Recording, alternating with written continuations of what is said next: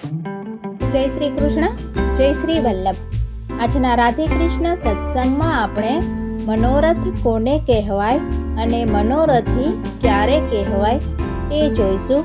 પણ તે પહેલાં આપ રાધે કૃષ્ણ સત્સંગમાં જોડાવા માંગતા હોય તો લાઈક કરજો, શેર કરજો અને સબસ્ક્રાઈબ કરજો, જેથી આવતા નવા તમામ પ્રસંગો આપણા સુધી પહોંચે. વૈષ્ણવ શ્રી ઠાકોરજીને ખૂબ જ પ્રેમ અને ભાવથી લાડ લડાવે છે. મનમાં જે શ્રી ઠાકોરજીની સેવાની ઈચ્છા થાય અને માર્ગની રીતથી અને ગુરુ આજ્ઞા લઈને જે અધિક સેવાની પ્રેરણા થાય, આ જ મનોરથ કહેવાય છે. મનોરથની ભાવના થવી આ જીવ ઉપર શ્રી ઠાકોરજીની કૃપા છે. મનોરથ વૈષ્ણવ કરે અને ગુરુ આજ્ઞાથી સેવા થાય, એ જ શ્રી ઠાકોરજીની કૃપા છે. જે શ્રી ઠાકોરજી માટે ગુરુ આજ્ઞા લઈને કોઈ મનોરથ કરે છે, એ મનોરથી કહેવાય છે.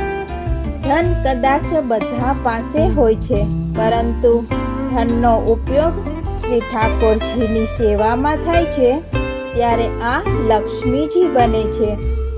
ખૂબ જ ભાવ અને પ્રેમથી શ્રી ઠાકોરજીની સેવા માટે જીવ તત્પર રહે, એ જ અલૌકિક જીવ ઉપર શ્રી વલ્લભની કૃપા છે.